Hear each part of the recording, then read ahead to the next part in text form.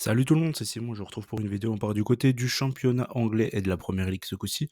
Bon, du coup, il y a une journée en milieu de semaine, tout comme la Bundesliga. Du coup, il y aura deux vidéos, l'APL et la Bundesliga pour ce milieu de semaine. Je crois qu'il y a la Coupe de France aussi ce milieu de semaine, mais bon, je vais pas faire de vidéo pour la Coupe de France. Donc, on attaque. Première ligue, ça c'était du coup le week-end dernier. C'est excellent, voilà, tout simplement. La seule douille, clairement, c'était Liverpool pour moi. C'est ma grosse déception ici. Sinon, tout le reste, c'était parfait. Pourtant, Liverpool, limite, c'était une de mes plus grosses confiances. Mais on a bien l'impression qu'en ce moment, ils tirent la langue. Et ils ont fait totalement tourner l'effectif en FA Cup. Ils jouaient contre des nazes, là. Ils ont gagné 4 ou 5-0, je sais plus. En coupe, ils ont fait beaucoup tourner l'effectif. Il y avait Zobolozza et j'ai vu parce qu'il revient de blessure, donc il a quand même aligné. Mais Darwin Nunez, on a bien compris qu'ils veulent l'éjecter, il est nul. Il y avait pas grand monde de titulaires habituellement, ils ont quasiment fait tourner tout l'effectif, c'était quasiment que des jeunes. Donc j'imagine que pour le gros match en plus contre Nottingham en ce milieu de semaine, une semaine complète de repos, ça leur a fait certainement beaucoup de bien. Sinon, Tottenham Newcastle à 9h, forcément, j'étais parti même sur une victoire de Newcastle. Newcastle n'a pas gagné 3-2, ils ont gagné 2-1. Bournemouth Everton, du coup, j'ai pris Bournemouth entre nos bêtes, ils ont pas gagné 2-1, je crois qu'ils ont gagné 1-0 de souvenir. Villa Leicester, il n'y a pas eu 2-0, il y a eu 2-1, il me semble. Crystal Palace a marqué en fin de rencontre contre Chelsea. Là, pareil, il y a eu un partout. Manchester City West Ham, l'over est passé tranquillement. Manchester City, ils ont mis 4, il me semble, 4-1, il me semble, ou 4 ou 5-1 contre West Ham. Southampton contre Brentford.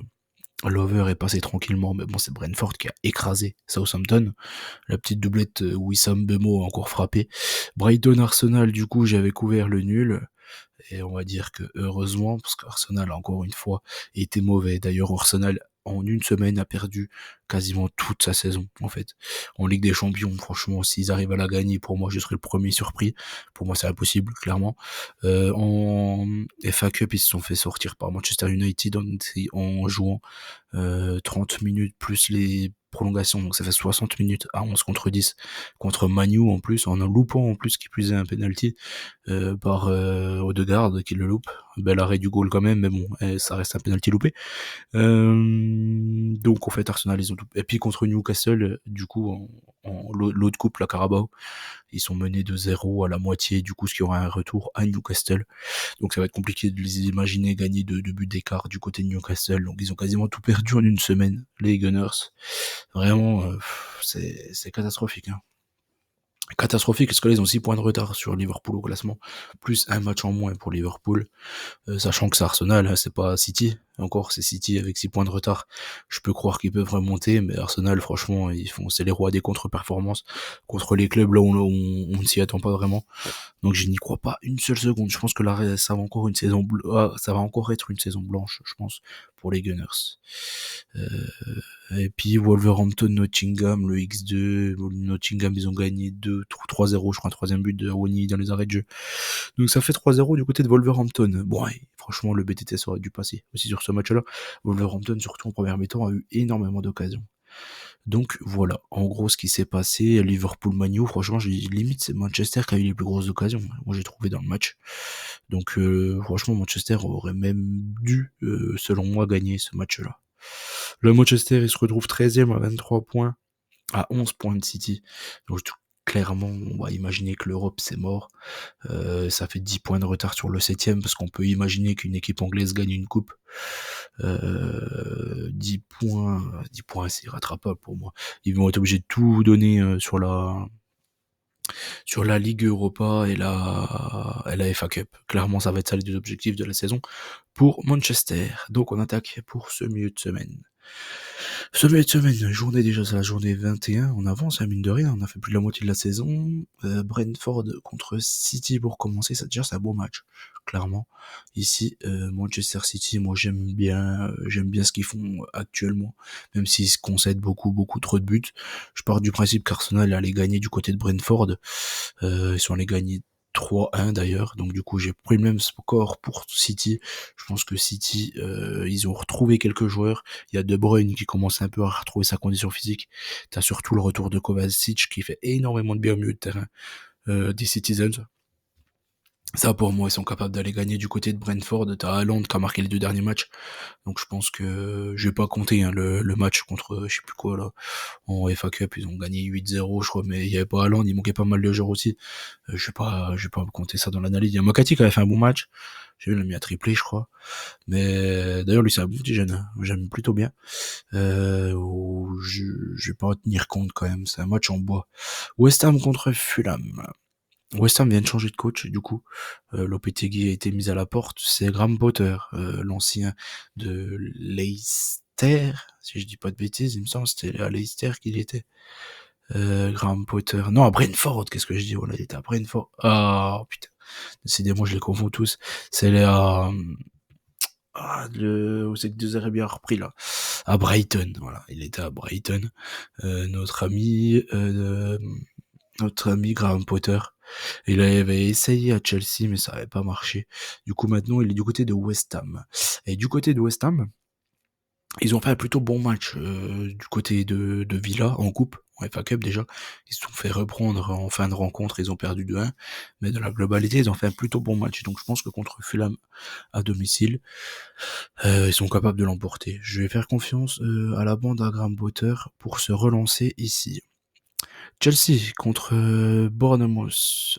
Maintenant, ça va être un match piège pour Chelsea, mais Chelsea reste sur beaucoup de contre-perfs. Donc je vais leur faire confiance. Moi, j'ai envie d'y croire. Je pense qu'ils sont capables de se remettre la tête à l'endroit, les joueurs de Chelsea. Et contre Bournemouth, ça va forcément être compliqué. Donc je pars sur une petite victoire de but à 1 de Chelsea. Nottingham contre Liverpool ensuite.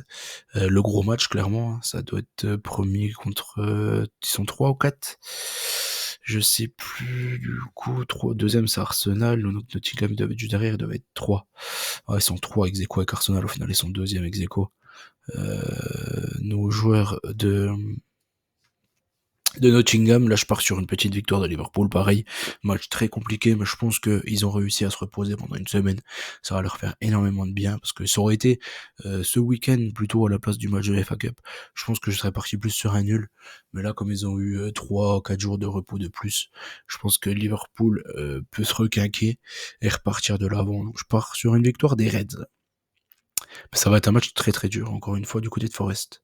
Everton contre Villa. Ah, vous savez l'amour que j'ai pour Everton, c'est-à-dire aucun, tout simplement, inexistant. Franchement, ça fait trop longtemps qu'ils nous pourrissent en première ligue. Ils vont encore jouer le 0-0, comme quasiment 95% de leurs matchs. Donc ici, j'essaie de faire confiance à Villa, qui réussissent à l'emporter quand même. Une petite victoire 1-0 du côté d'Everton, mais vraiment, ça me surprendrait pas du tout qu'il y ait 0-0 dans ce match-là. Leicester contre Crystal Palace ensuite.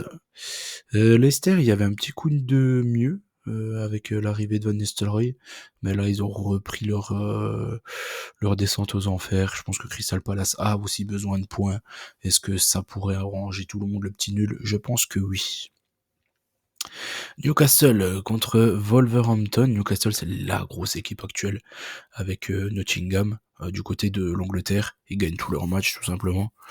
Wolverhampton, ils ont eu montré de bonnes choses contre Nottingham, mais ils ont quand même réussi à perdre au final. Donc je pense qu'ils peuvent montrer encore une fois de bonnes choses contre Newcastle, mais perdre encore une fois dans la finalité. Arsenal contre Tottenham, ça c'est le gros derby. Je trouve que les supporters des Gunners, franchement, ils se moquent tout le temps des Spurs, mais vraiment, je trouve que la pire équipe des deux pour moi, la pire équipe de la loose, ça reste Arsenal. Hein. Pour moi, c'est même pas Tottenham. Tottenham, c'est pas une équipe qui joue les premiers plans. Il les a jamais joués. Chaque fois qu'ils jouaient les premiers plans, leurs meilleurs joueurs sont partis. Je pense à Gareth Bale. Je pense à Modric aussi, notamment. À chaque fois quand ils étaient excellents, leurs meilleurs joueurs sont partis. Ils ont quand même fait une finale de Ligue des Champions, il faut pas l'oublier, avec Pochettino. Je trouve qu'Arsenal, c'est quand même bien pire, au fait, hein, tout simplement, parce que eux, leurs meilleurs joueurs restent dans ce club, et au final, je vois pas d'évolution d'année après année. Moi, je trouve que ils sont toujours aussi dramatiques, quoi. Quand on regarde maintenant, c'est quoi leurs principaux buts cette saison? Ça reste des corners, des coups de pied arrêtés, des centres avec des têtes, et c'est tout. Hein. Franchement, moi, je vois pas grand-chose. Soit Odegaard, il arrive à vraiment être excellent, soit Saka, on va dire là, La perte de Saka leur fait beaucoup de mal. Mais si Saka et Odegaard ne font pas un exploit personnel, il n'y a pas grand-chose, hein, vraiment. Moi, je trouve c'est vraiment pas bon, hein, Arsenal, hein. J'ai vraiment du mal avec cette équipe-là. Limite, je prends plus mon pied à regarder les matchs de Tottenham. Pourtant, après, forcément, ils laissent beaucoup plus aussi place à leurs adversaires pour placer des contres notamment, parce qu'ils se prennent beaucoup de buts Tottenham avec leur défense qui est un peu catastrophique. Mais au moins, on prend plus notre pied sur les matchs de Tottenham, clairement. Et en plus, Tottenham, ils sont en bonne posture pour faire une finale de Carabao Cup, même si je pense quand même dans la finalité que Liverpool va réussir à gagner le retour tranquillement. Donc ouais, Arsenal a déjà tout perdu cette saison. Franchement, c'est quand même vraiment pas terrible. Et vu les investissements, hein, quand même, au final, qu'il y a eu dans ce club-là, je trouve que c'est vraiment moche.